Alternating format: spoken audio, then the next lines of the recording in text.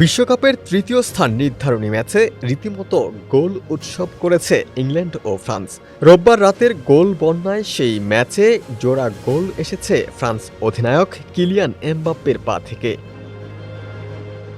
জোড়া গোলের মাধ্যমেই বিশ্বকাপের ইতিহাসে সর্বোচ্চ গোলদাতা হিসেবে নিজের নাম লিখিয়েছেন ফরাসি অধিনায়ক। একই সঙ্গে চলতি বিশ্বকাপে সর্বোচ্চ গোল নিয়ে গোল্ডেন বুটের দৌড়েও সবার উপরে অবস্থান করছেন তিনি। মায়ামিতে তৃতীয় স্থান নির্ধারণী ম্যাচে ইংল্যান্ডের বিপক্ষে প্রথমার্ধে ৪-০ গোলে পিছিয়ে পড়ে ফ্রান্স। বিশ্বকাপের কোনো ম্যাচে প্রথমার্ধে তাদের ৪টি গোল হজমের অভিজ্ঞতা এটিই প্রথম। তবে প্রথমার্ধে কিছু সুযোগ হারানো এমবাপ্পে বিরতি থেকে ফিরেই ৪৮ মিনিটে ব্যবধান কমান।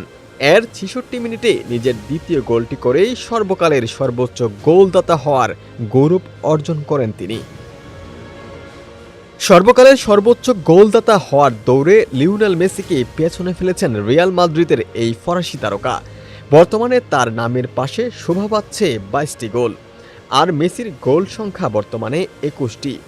এমবাপ্পের ২২টি গোলের এই কীর্তি গড়তে লেগেছে মাত্র ২২টি ম্যাচ, আর মেসি ২১ গোল করেছেন বিশ্বকাপের ইতিহাসে সর্বোচ্চ ৩৩ ম্যাচ খেলে।